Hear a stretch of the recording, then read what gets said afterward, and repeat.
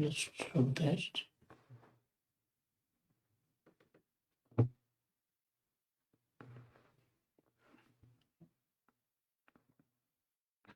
નમસ્કાર મિત્રો, હું પ્રોફેસર ડોક્ટર બીસી રાઠોડ આપ સર્વેનું સ્વાગત કરું છું. મિત્રો, પોલીસ ભરતીના જે નવા આરઆર આવ્યા છે એના સંદર્ભમાં આજે આપણે વાત કરવાના છીએ.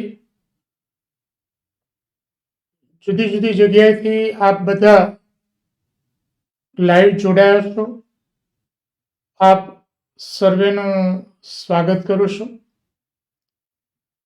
મિત્રો, પરીક્ષાની તૈયારીઓ વિદ્યાર્થીઓ પોતાની રીતે કરતા હોય છે. સફળતા મેળવવા માટે સૌ કોઈ પ્રયાસો કરે છે, પરંતુ દરેક વિદ્યાર્થી પોતાનું સ્વપ્ન સાકાર ન કરી શકે એ વાત પણ આપણે સમજી શકીએ તેમ છે. પણ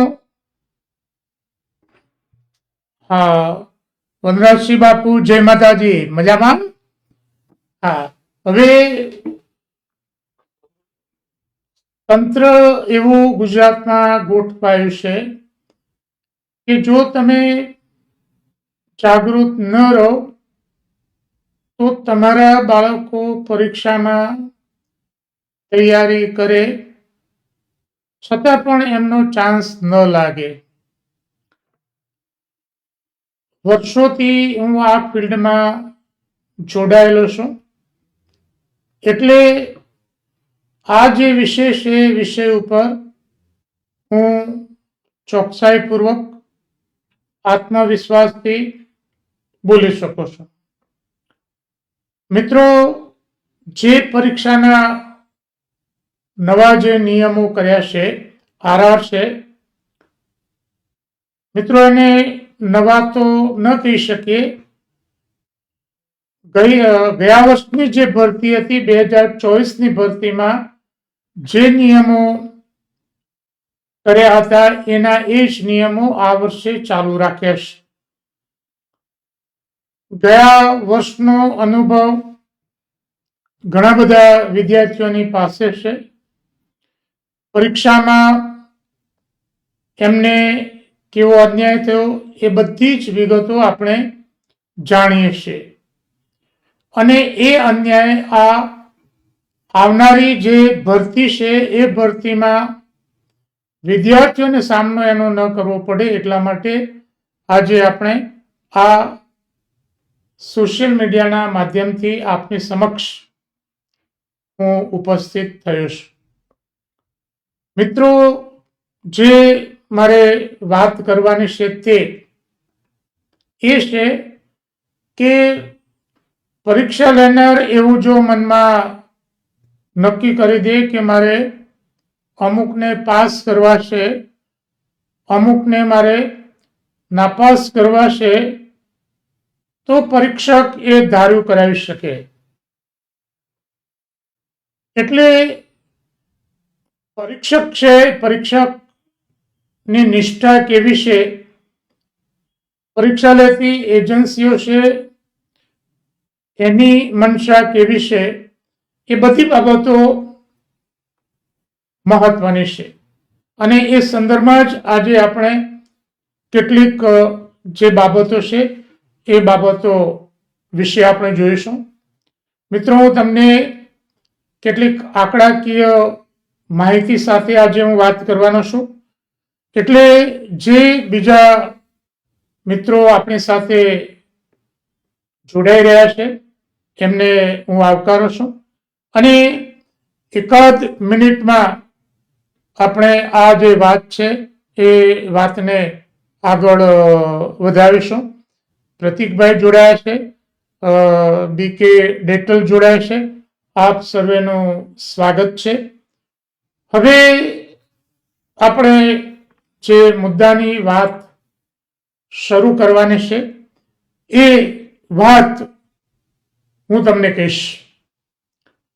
મિત્રો, પરીક્ષા જ્યારે લેવાની હોય છે ત્યારે જે ઉમેદવાર છે એ ઉમેદવારની આવડત અને નબળાઈ બંનેને ધ્યાનમાં રાખીને શિક્ષક એની પરીક્ષા લેતા હોય છે.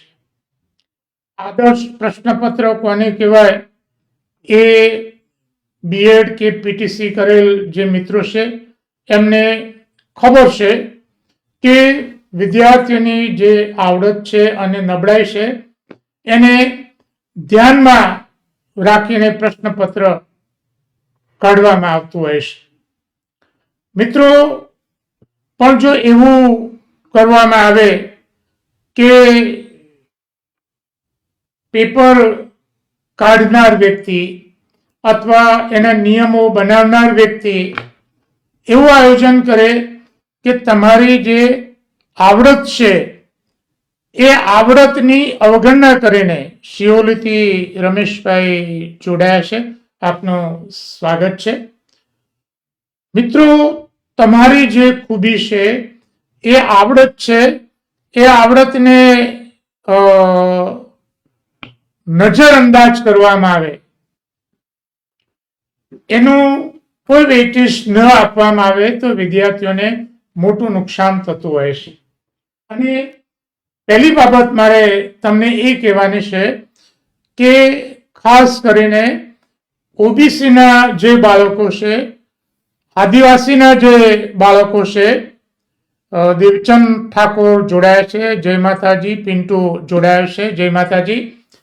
તો આ જે ગ્રામ્ય વિસ્તારના જે બાળકો છે, ઓબીસીના જે બાળકો છે, આદિવાસી જે બાળકો છે કે દરરોજ 1-2 કિલોમીટર એમને ખેતરમાં જવાનું હોય, બીજી કામગીરી હોય, એટલે આવા બાળકો એ દોડમાં અવ્વલ રહેવાના. હવે આ જે બાળકો દોડમાં જે અવ્વલ જે બાળકો છે એ બાળકોને દોડમાં કોઈ પહોંચી ના વળે, એનો નંબર 1 આવે.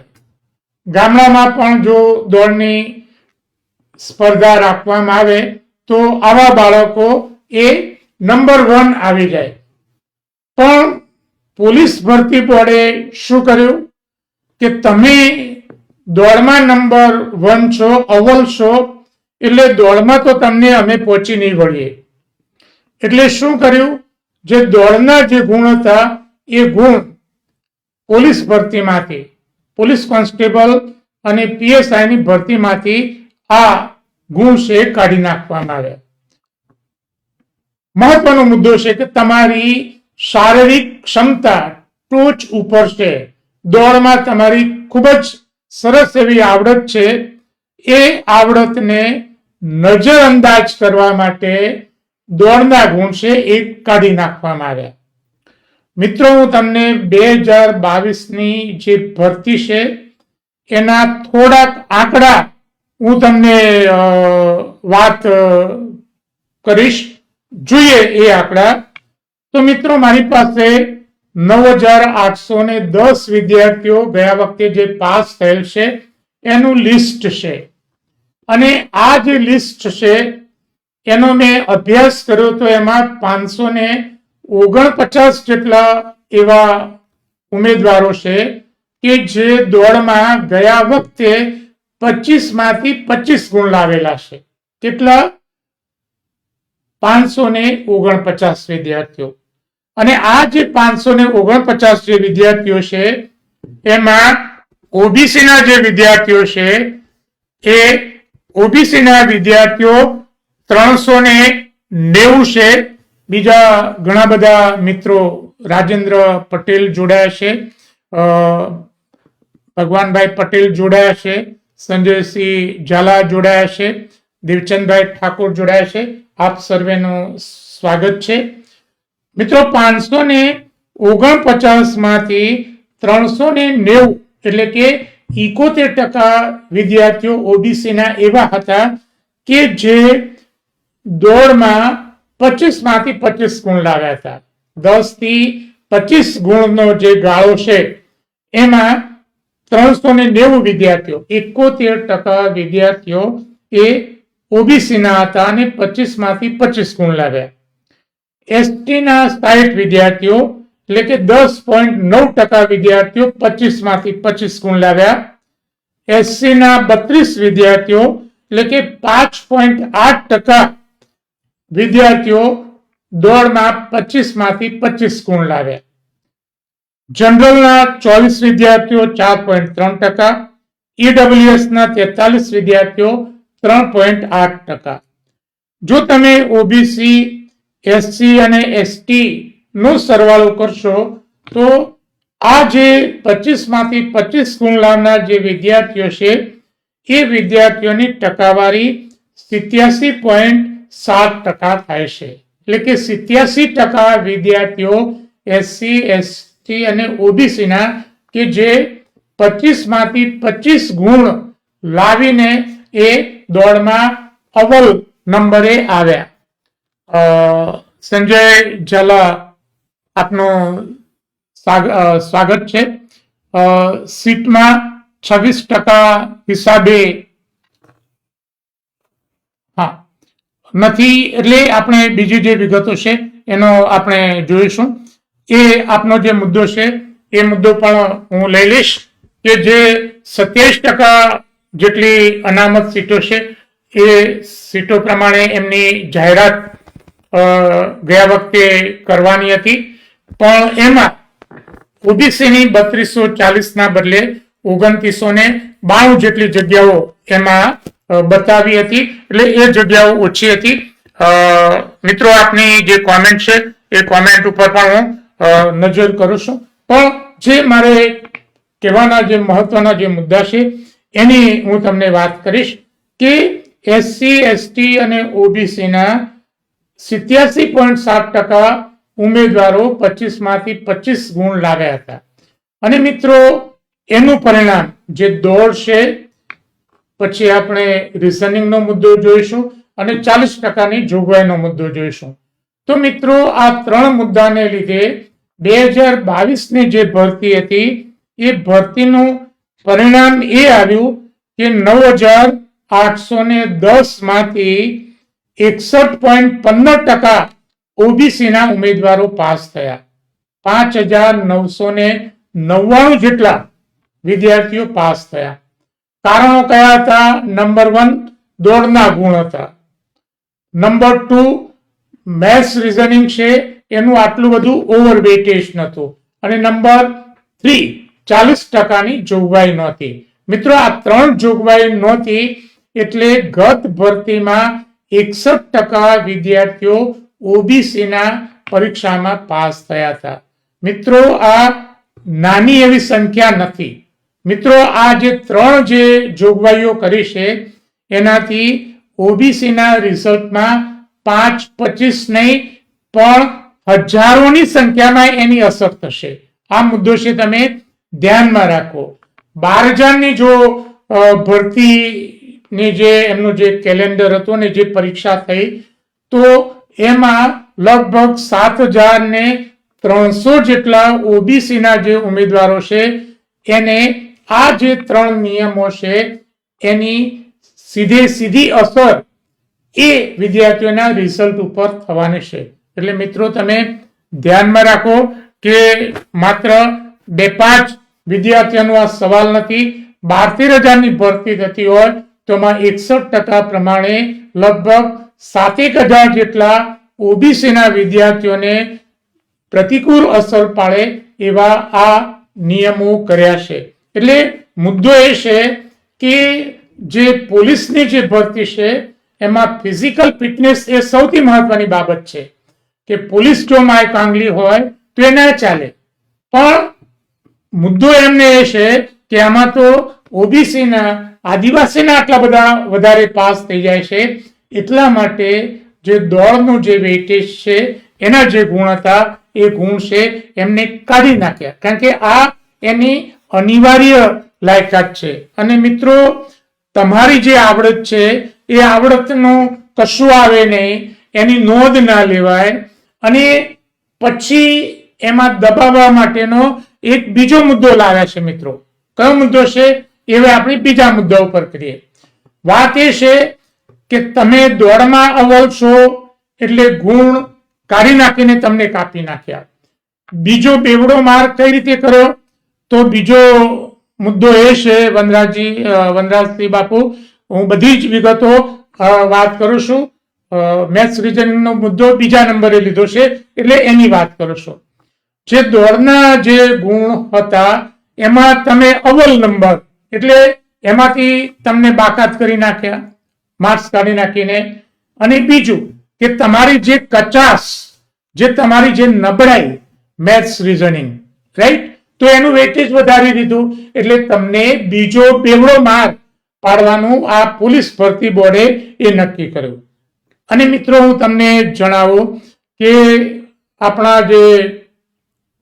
જે આપણું ગુજરાત સરકારનું જે આંકડાશાસ્ત્ર ભવન છે એમાં દર વર્ષે સોશિયો ઇકોનોમિક રિવ્યુ નામનું પુસ્તક બહાર પડે છે.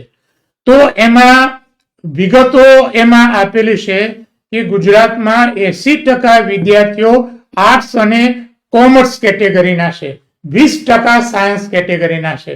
અને તમે પરીક્ષામાં મેથ્સ રીઝનિંગ છે એ ફરજિયાત કરી દો છો. અને બીજો મુદ્દો કે દોડ એ પોલીસ માટે અનિવાર્ય લાયકાત છે, ફિઝિકલ ફિટનેસ, પણ મેથ્સ રીઝનિંગ એ દોડ પોલીસ માટે કઈ અનિવાર્ય લાયકાત નથી. બસ સ્ટેન્ડે એક ચોર કોઈ બેનનો દોરો તોડીને ભાગે છે તો એમાં ઝડપી કોણ કામમાં આવશે? કે ઝડપી જે દોડે છે તે, નહીં કે જેને 27 નો વર્ગ આવડે છે તે. મિત્રો મેથ્સ રીઝનિંગ નું જે આટલું બધું જે વેઇટેજ કર્યું છે એ વેઇટેજ તમને કાપવા માટે કર્યું છે. કારણ કે ગુજરાતના 80% વિદ્યાર્થીઓ એ આર્ટ્સ અને કોમર્સ ફેકલ્ટીના છે, માત્ર 20% સાયન્સના છે. અને એટલા માટે મેથ્સ રીઝનિંગ એમને દાખલ કર્યું, જેથી કરીને દોડમાં તો કાઢી નાખ્યા, બીજો મુદ્દો એમને આપણે મેથ્સ રીઝનિંગમાં પણ કાઢી નાખવાના. અને મિત્રો મેથ્સ રીઝનિંગ પણ કેટલું એના પ્રમાણમાં હોવું જોઈએ, હું તમને એની થોડીક વાત કરું કે 20/4/2025 ના રોજ જીપીએસસીની જે પરીક્ષા થઈ, ચિરાગ ઝાલા અમારા ખાસ મિત્ર જોડાયા છે. ચિરાગભાઈ, આપનું સ્વાગત છે. ઘણા બધા મિત્રો આમાં જોડાયા છે. હેમુભાઈ બારૈયા જોડાયા છે, આપનું સ્વાગત છે. મિત્રો 20/4/2025 ના રોજ જીપીએસસી ની 200 માર્ક્સની પરીક્ષા લેવાઈ. મિત્રો આ 200 માર્ક્સની પરીક્ષા ક્લાસ 1-2 ની પરીક્ષામાં મેથ્સ રીઝનિંગ ના પ્રશ્નો હતા એમાં માત્ર 30 એટલે કે 15%. હવે ડીવાયએસઓની જે 200 માર્ક્સની જે પરીક્ષા લેવાય છે, નાયબ મામલતદારની જે 200 માર્ક્સની પરીક્ષા લેવાય છે એમાં મેથ્સ રીઝનિંગ ના પ્રશ્નો હોય છે 25 એટલે કે 12.5%. જ્યારે પોલીસ કોન્સ્ટેબલમાં તમે જે 80 માર્ક્સનું જે મેથ્સ રીઝનિંગ તમે જે લાવ્યા, જે પાર્ટ 1, એમાં 60 માર્ક્સના જે પ્રશ્નો છે એ મેથ્સ રીઝનિંગના એટલે કે 75%. જીપીએસસી 1-2 માં મેથ્સ રીઝનિંગ માત્ર 15%. ડીવાયએસઓ નાયબ મામલતદારમાં મેથ્સ રીઝનિંગ માત્ર 12.5% અને પોલીસ કોન્સ્ટેબલમાં 75% મેથ્સ રીઝનિંગ અને પીએસઆઈમાં તો 100% મેથ્સ રીઝનિંગ. અને મિત્રો પાછું એટલું નહીં, એમાં પાછા 40% તમારે લાવવાના, કે જો 40% તમારે એમાં ન હોય તો તમે ભરતી માટે લાયક ન ગણાવો. પોલીસ માટે, કોન્સ્ટેબલ અને પીએસઆઈ માટે કે જે મેથ્સ અને રીઝનિંગ એ એની અનિવાર્ય લાયકાત નથી, કે જેની અનિવાર્ય લાયકાત નથી એમાં તમે કડક ધોરણો કરો છો, 40%ની તમે એમાં લાવવાની જોગવાઈ કરો છો.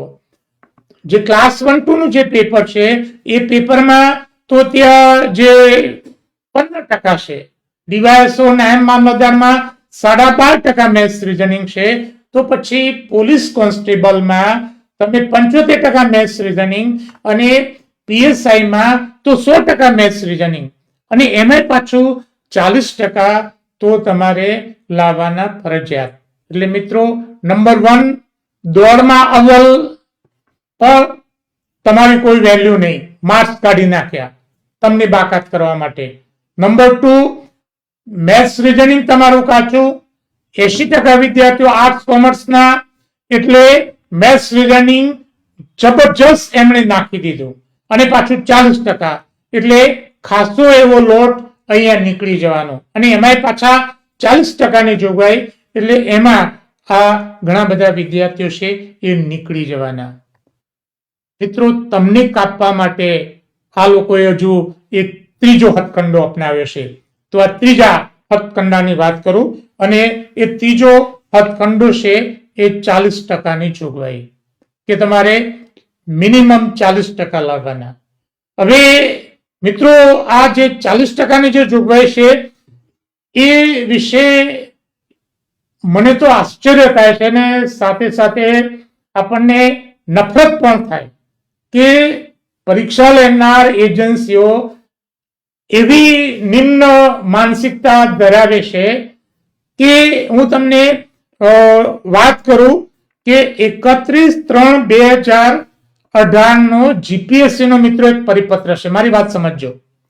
31/3/2018 નો જીપીએસસી નો પરિપત્ર છે. મિત્રો બીકે ડેટલ આપ જોડાયા છો, આપનો ખૂબ સ્વાગત છે. 31/3/2018 નો મનોજ ઝાલા જોડાયા છે, આપનો ખૂબ ખૂબ સ્વાગત છે. અલ્પેશ ઠાકોર જોડાયા છે. હું તો આ રીતના જ બોલો છું, કોઈની પણ શરમ રાખ્યા વગર, એટલે આપણે સાચી વાત બધાને મોં ઉપર કહેવાની આપણી હિંમત ધરાવીએ છીએ. હા મિત્રો, આ પરિપત્ર તમે બરાબર સમજો, તમને આ લોકોના જે મેલાફાઈડ ઇન્ટેન્શન છે એ તમને સ્પષ્ટ ખ્યાલ આવી જશે. 31/3/2018 નો પરિપત્ર છે.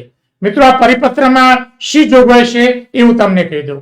મિત્રો આ પરિપત્ર પહેલા જીપીએસસી માં એવી જોગવાઈ હતી કે જે જનરલ ઉમેદવારો છે એના માટે 50%, અને અનામત ઉમેદવારો છે એના માટે મિનિમમ 35% લઘુત્તમ લાયકીની જોગવાઈ કરવામાં આવી હતી.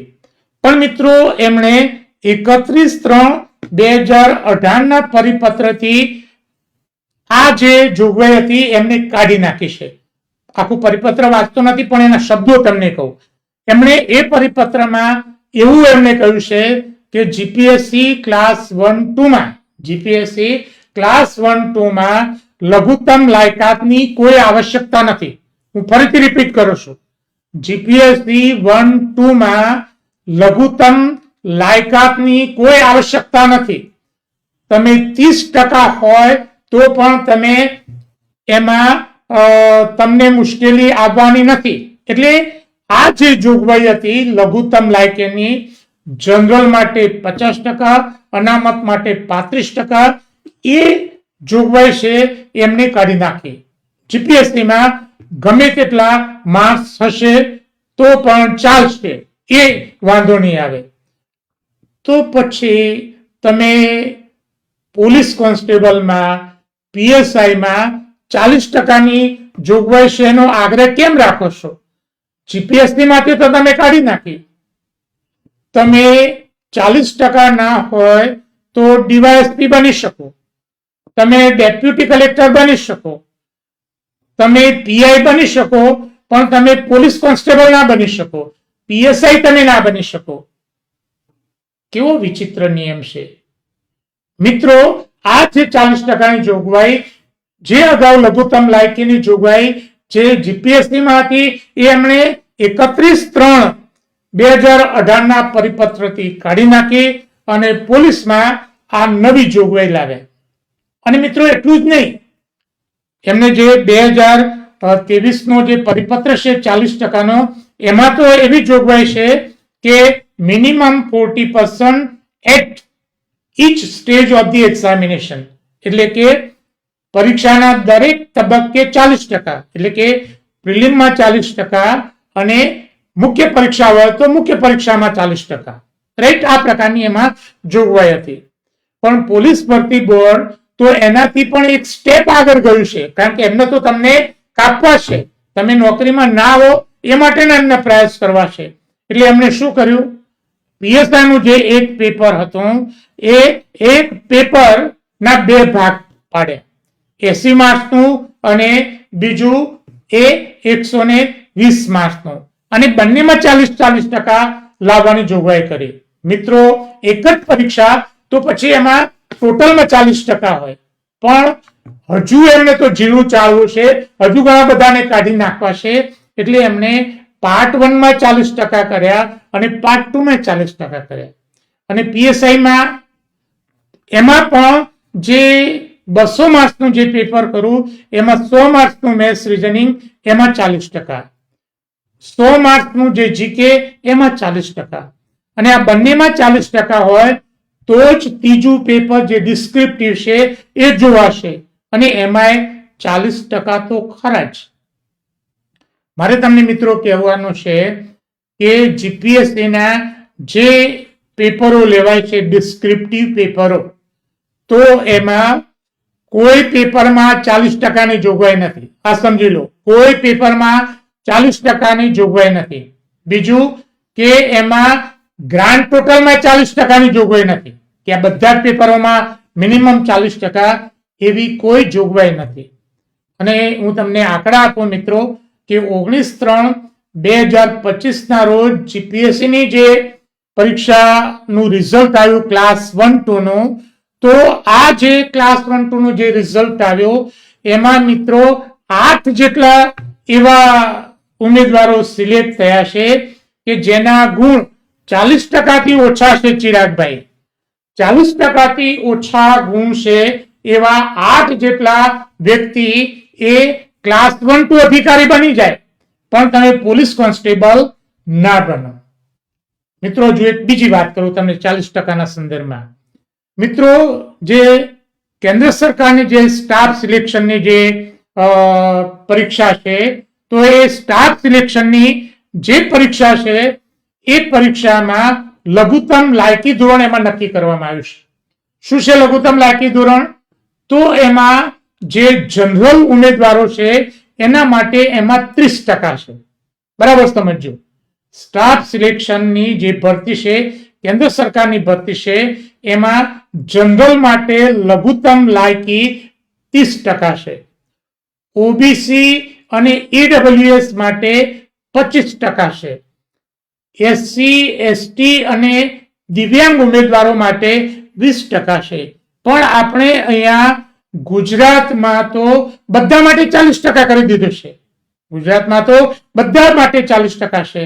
જો સ્ટાફ સિલેક્શન કમિશનમાં ઓબીસી માટેની લઘુત્તમ લાયકી ત્યાં જો 25% હોય તો પછી ગુજરાતમાં 40% કરવાની ક્યાં જરૂર છે?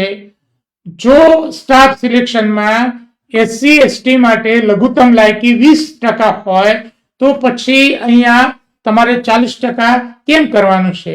અને એના લીધે આદિવાસીની જગ્યાઓ તો ખાલી રહી જાય છે, પૂરતી ભરાતી નથી. મિત્રો, આ 40% લાવવા પાછળનો એક મલિન ઈરાદો છે, એની હું તમને વાત કરું.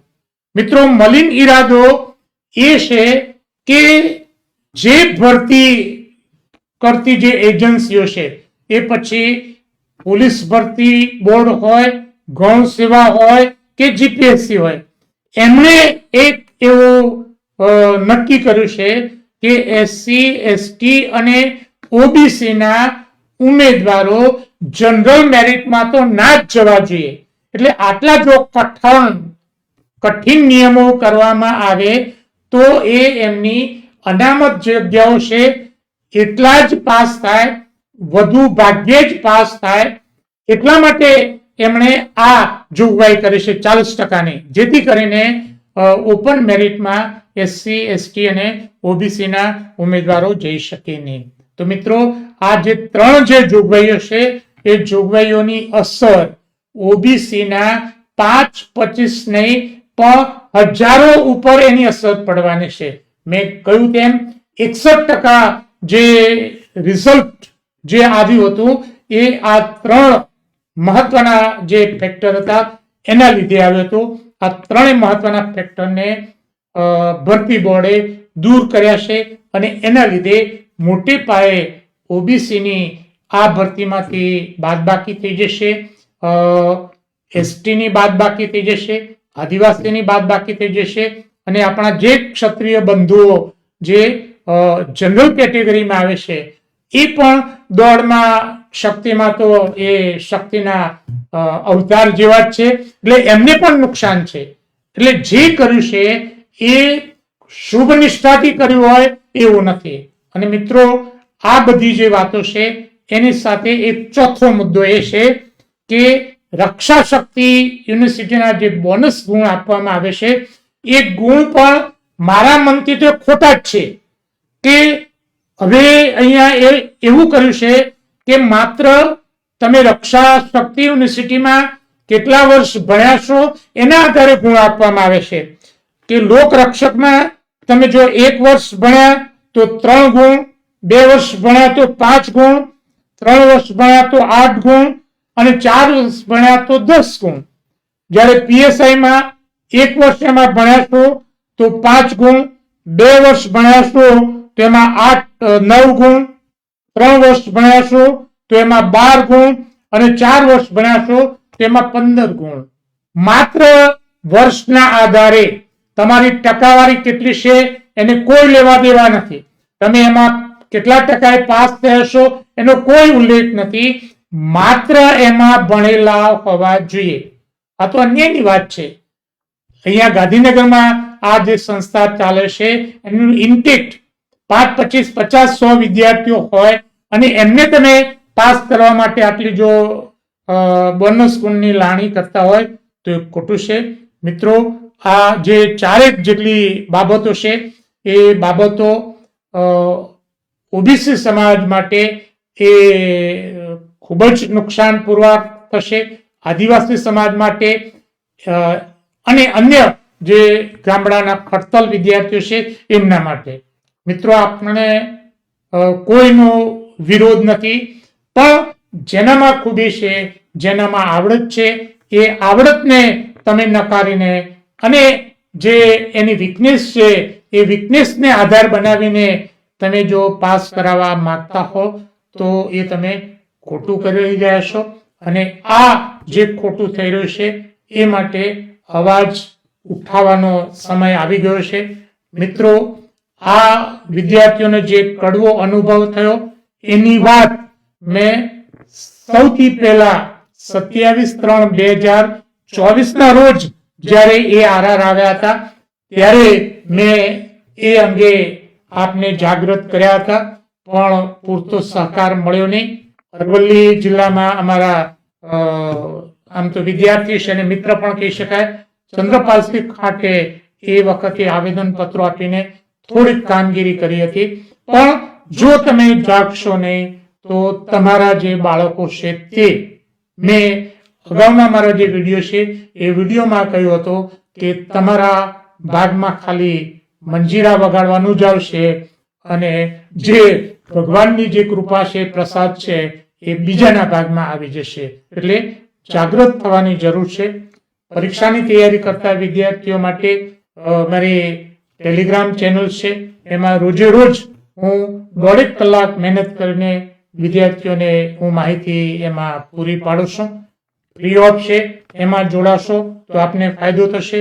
મારી યુટ્યુબ ચેનલમાં લગભગ 600 જેટલા વિડીયો છે, બંધારણ વગેરેના પણ વિડીયો છે, એ પણ જોશો તો પણ આપને ફાયદો થશે. ઓનલાઈનમાં અમે કોઈ પણ પ્રકારનો ચાર્જ ગુજરાતના કોઈ પણ વિદ્યાર્થીઓ પાસેથી વસૂલ કરતા નથી. આજે મિત્રો આમ તો રાત્રે મોટે ભાગે તો હું આવી એક્ટિવિટીમાં જોડાતો નથી, આખો દિવસ કામગીરી ચાલે છે.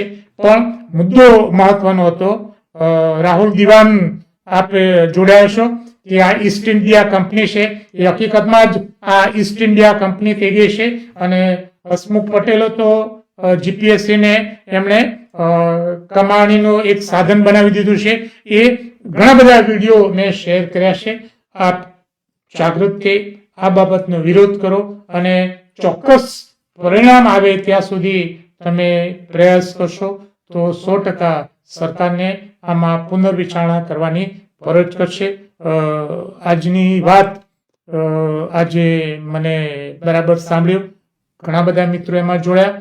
આપ સર્વેનો ખૂબ આભાર માની મારી વાતને વિરામ આપું છું. ફરીથી આ અંગે જરૂર પડશે તો આપની સમક્ષ ઉપસ્થિત થઈશું. મારી યુટ્યુબ ચેનલમાં અન્યાયને લગતા જે વિડીયો છે એ વિડીયો મૂકું છું. તમને એમ લાગે કે સરકારી ભરતીમાં અન્યાય થઈ રહ્યો છે તેની વિગતો અમને મોકલો.